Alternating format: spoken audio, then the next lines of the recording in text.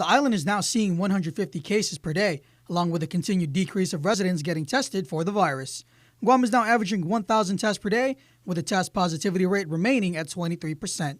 Age groups are seeing a continued downward trend as well. Territorial epidemiologist Dr. Ann Pobutsky. Symptomatic cases are running at about 45%. And all island-wide daily COVID hospitalizations, ICUs, and deaths are continuing to decline.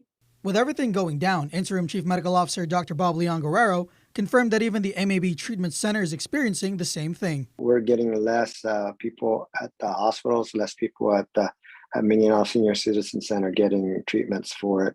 Although, I still recommend that if you're, as Dr. Pobutsky was saying, if you're above 60 and you have, especially if you have health problems, if you do have COVID, I would talk to your doctor or call up the MAB clinic and see if you should be coming in, because probably should be coming in getting the treatment to try to prevent serious complications from COVID.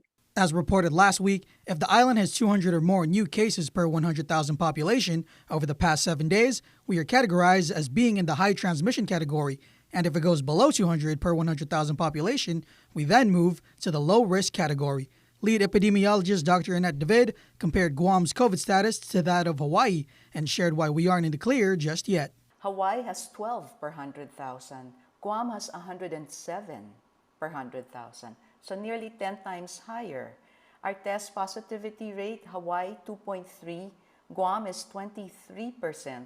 Guam's test positivity rate is 10 times higher than that of Hawaii. As for the new cases over the past 7 days per 100,000, the island is at 644, while Hawaii is at 70. And with the beds occupied by COVID patients at the hospital, Guam is at 9%, and Hawaii only sees 1%.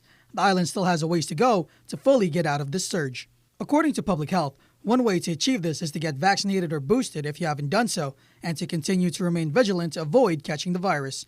Practicing the 3 W's is still highly recommended, as well as continued mask use.